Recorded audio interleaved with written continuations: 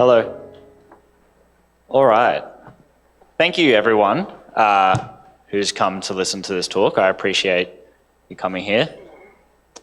Today, my name is Daniel Cumming, and I'm from Runtime Verification. And today, I'm going to talk to you about formal methods, which is something that has largely been the domain of research over the years, but is coming into industry and is being able to be deployed at scale to projects. And I want to talk about bringing that to developers in an accessible way. So there's a couple of things I'm going to cover in this talk.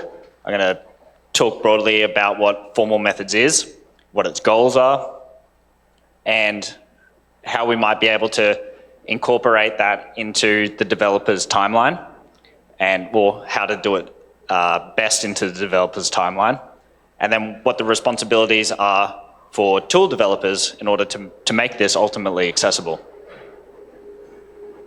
So to define formal methods is using mathematically rigorous techniques to specify and verify the correctness of software or hardware systems. I think that for the context of this talk, I'll be talking about smart contract development, but this is broadly applicable to software. I mentioned specification and verification there. Specification is defining what the system ought to do. So when you write a smart contract, you might have some idea about what the behavior should be. But aside from writing maybe some design documents and documentation, there isn't a mathematically rigorous description of what this system ought to do. However, if you want to prove that the code is doing something that you think it does, then you're going to need to mathematically specify what the behaviors of the code ought to be. And once you have that, a proof verifying the program is proving that the system's implementation, that the code that you wrote is adhering to that specification. So there's a bunch of different approaches to doing this. 4 that I have listed here are model checking, interactive theorem proving, symbolic execution, and abstract interpretation. So there's pros and cons to each of these. Some of them differ in complexity, some of them differ in how much automation you can apply to them, and some of them have a tolerance for false positives. Abstract interpretation might tell you that there's a problem with the code even when there isn't. If you've used static analysis tools, you might be familiar with this kind of thing. It's an over-approximation for correctness. But I don't expect that anyone here would be familiar with these kinds of approaches, but something that I expect you are familiar with is testing. So it might be good to ask, how does this relate to testing? So testing checks concrete inputs one at a time through the system. And it has the same goal as formal methods. Both are trying to determine that the system is correct, that it's doing what you think it ought to do. But the scale is different. Testing is checking one input at a time. And so if you want to know that it works for all inputs, you're at a position where unless your code is on an extremely small scale of the range of inputs that can be provided, we don't have the computing power to test all of them, so you'll never be able to know anything about the inputs that you didn't test. Formal methods is attempting to check ranges of inputs at one time, and so it tells us about, the aim is to tell us about the entire state space. And so I'll show a visual description of what I mean by that, but some preamble to that is we can think of the EVM as a state machine. So there's some state that is getting manipulated, it's undergoing state transitions. And so this state is like the ledger that's storing all of the data in storage, and transactions are sent to it, and that creates some sort of state manipulation. And so if we think about these state manipulations that have happened in history, they're kind of like a straight line of what actually got written in. And it is true that some of these states that were achieved are bad states that we don't like. There was some amount of there was some transaction that was provided which moved the state into a position which was not the author's intention of the person that wrote the smart contract.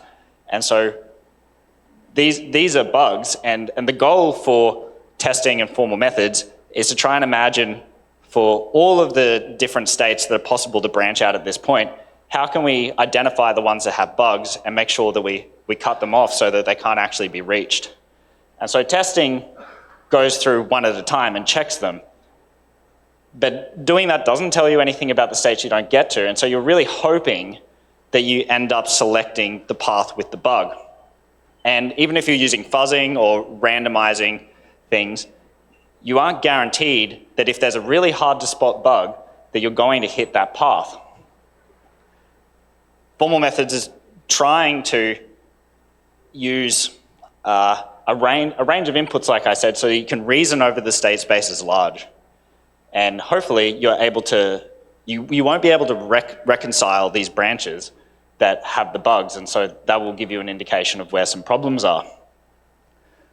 So if you agree with me that this is valuable, then I suppose the next point would be, how can we introduce it into the developer's timeline?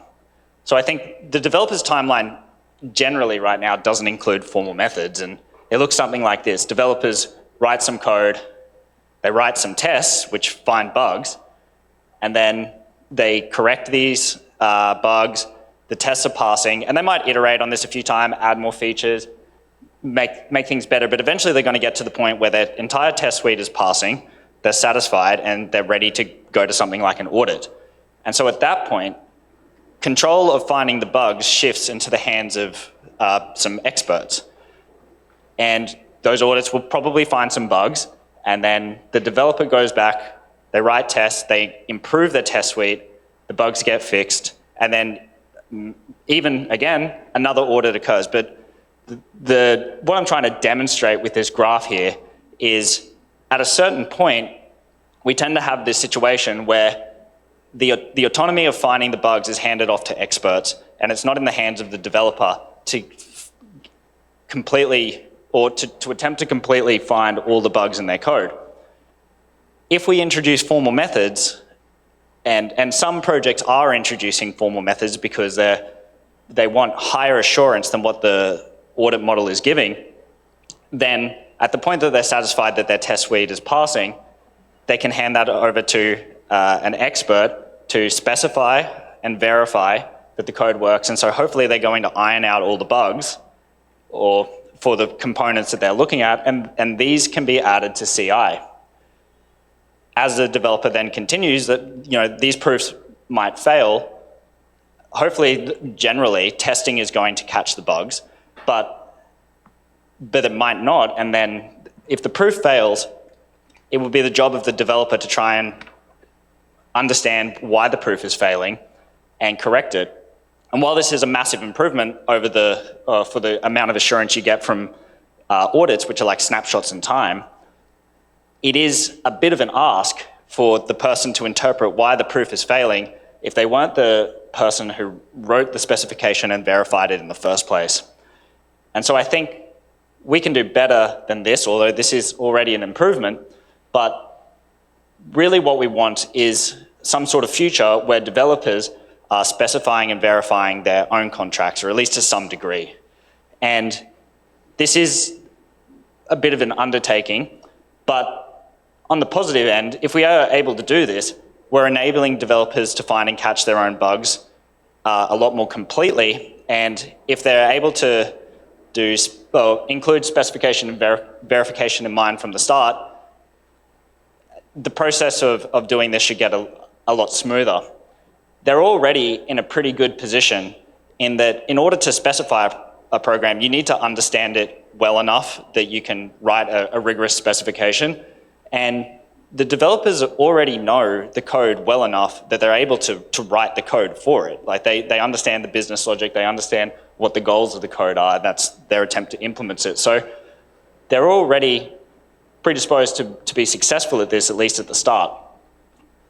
So then I guess the problem comes to, is it possible for a standard developer with no training in formal methods to reason over this state space? And the answer to the question is yes, but I don't think it's an obvious yes, because it depends how exactly are we going to present that information. And as I said, there's a range of different options available to us. And on the left-hand side here, we have some code that's from the Isabelle Solidity project. And so Isabelle is a traditional formal methods tool, which is really powerful for doing interactive theorem proving. And this is a really valuable project, which is going to do great things for the ecosystem. But I think that everyone would agree that it's a bit of an ask that is really unachievable for a regular Solidity developer to interpret what's on the left-hand side here in a meaningful way. So this tool is probably only going to be used by people who already know how to use this stuff, and so that's verification engineers. So it doesn't really solve the problem of finding bugs and empowering users to find their own bugs using formal methods. So the thrust of that point was complicated tooling makes formal methods inaccessible for developers. But as I said, there's a range of different options available, and so I bring up this is a paper at the top, or it's the title of a paper with the authors, that was done by Amazon. So they had a team of engineers at some department writing software, and with minimal oversight, they were able to get all of these engineers who had no background in formal methods to specify the software and verify the proofs and add these proofs onto CI. There was oversight, I think, of 2 verification engineers, maybe 1, I can't remember if it was 2 or 1, and the whole department managed to successfully do this. And the takeaways that they have in this paper are, well, there's a few points they make, but I think the important ones I want to bring up now is the specification needed to be in familiar styles and idioms to what the developer was used to. So if you were expecting developers to use some sort of specification language that was new, they were unfamiliar with, it's too much friction, they're not going to be able to do it. They want to work in language they already know. So if you're used to working with Rust, you want to specify using Rust or something like Rust. If you're used to using Solidity, you want to specify in something that looks like Solidity. And then verification, what they needed was the proof harnesses that they were using needed to be similar to unit tests, because this is what they're familiar with. They know what a unit test is. They're familiar with the concept enough that it's just an extension that a unit test is in some way doing a proof instead of as I said, a symbolic range of values maybe, instead of one input at a time. So the thrust of that point is research tells us that if we meet developers where they are at, they can pick up formal methods fast. So I showed the interactive theorem proving with Isabelle is probably on the more complicated end of how you could approach this, but I think on the less complicated end to do this would be symbolic execution. Symbolic execution requires running a program on abstract inputs, following each branch of control flow and collecting and reasoning the path conditions. So said like that, it probably sounds not intuitive what this is, but I argue that everyone who writes software already does this. And why I bring that up is because if you've ever written an if-else, control flow branching statements, then when you write this, you're going to be thinking about this symbolically. When you write this code, you don't think about each, like a concrete value. You don't choose one value in a UN256. You think of the relationship between what's happening at the guard of the if statement symbolically. Like if the balance is lower than the value, you know that you're going into the branch. And if it's not, then you know in the else branch it's true that the value must be less than or equal to, the value must be less than or equal to the balance. And so then with that knowledge of the path condition, you know that you're fine to minus the value of the balance. So that's everything that's happening on the left-hand side. And developers are already doing this, just not on the scale of what we see with formal methods tooling. But it's a good sign that they're predisposed to do it. So we've taken this on board with our design philosophy for tools. And I've got 2 examples of tools that we use. So this is the Solidity debugger that we make a runtime verification called Symbolic.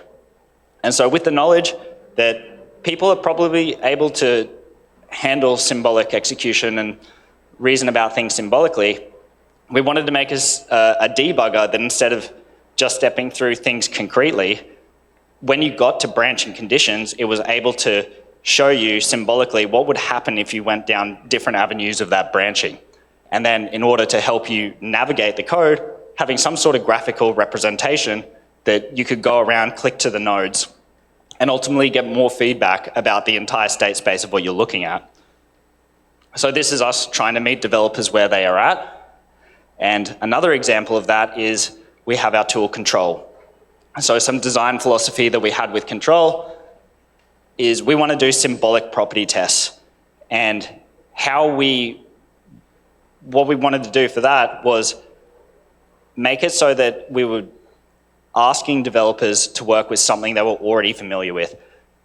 This is a Foundry fuzzing test, which shows that some assembly in Solidity that's doing mul-wad is equivalent to the Solid-A mul-wad. It's just an equivalence check. And the Foundry fuzzing test will fuzz this, the number of times that you ask. But this is more than a Foundry fuzzing test. It's also a control symbolic property test, because the very same test that you would run with Foundry is the input to control. This is us with the design philosophy of what are the devs already familiar with. We need to make the input to our tools the same as that. So if you run this same test with either Foundry or control, it's valid input. And running it with control, or running it with Foundry, you do forge test, it runs a number of times, it gives you the output. The only difference is really that you do control prove, and so this is proving it over the entire state space. If you remember that graph with all the branches, this is trying to be complete across that graph. So we have a lot of benefit for doing this in that we're trying to make developers have some access to these tools. We can think of our tech stack works like this. We have an inner core of the mathematics that we use to encode our formal methods, which we call matching logic. And there's a wrapper around that called K, which is the interface that a language would be able to work with the mathematical core. And as you can see, this is a ring, so there's many tools around that work at this level, or that are building on this core.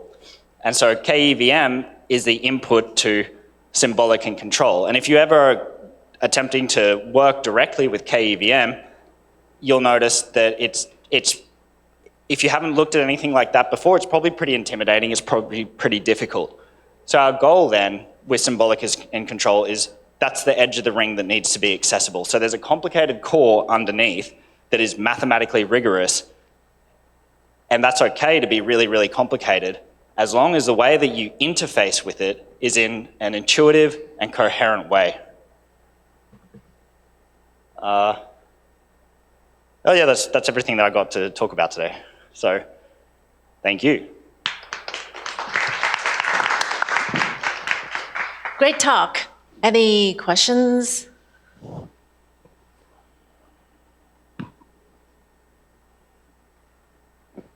Okay, this gentleman has a question.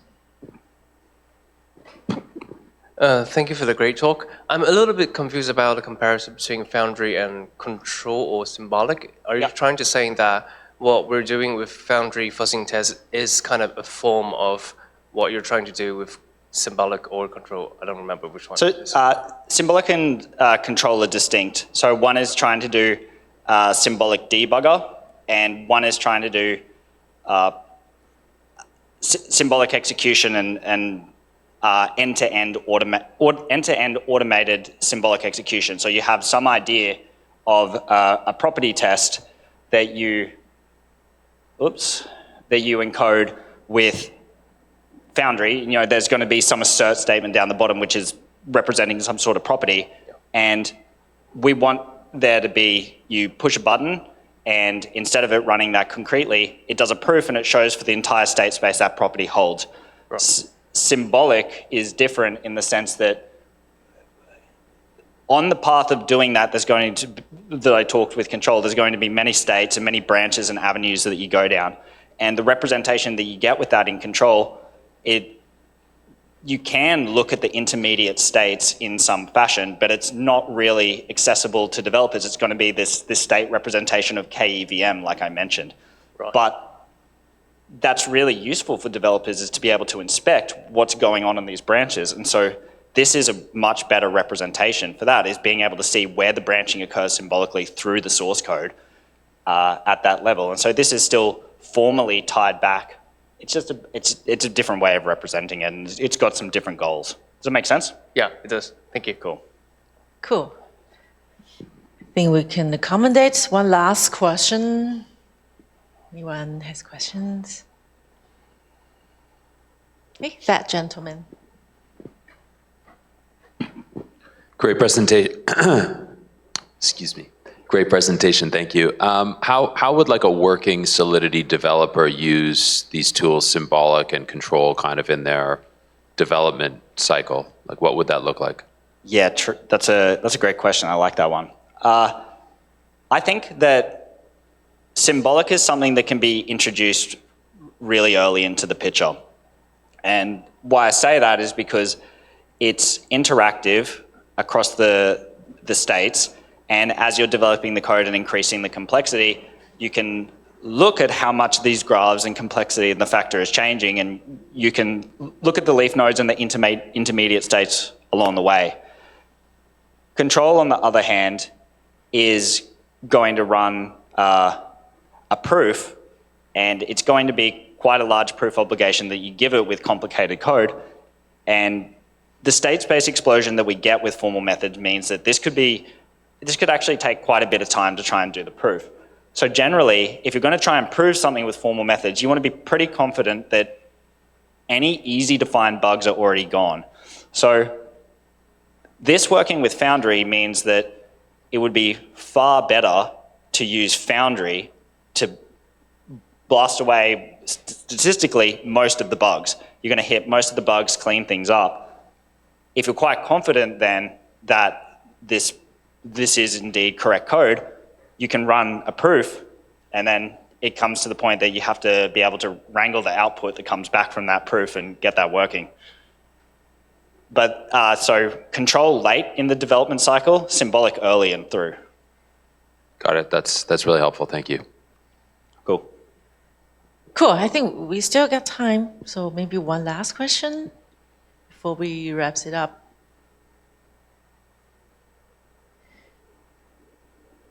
Okay, more.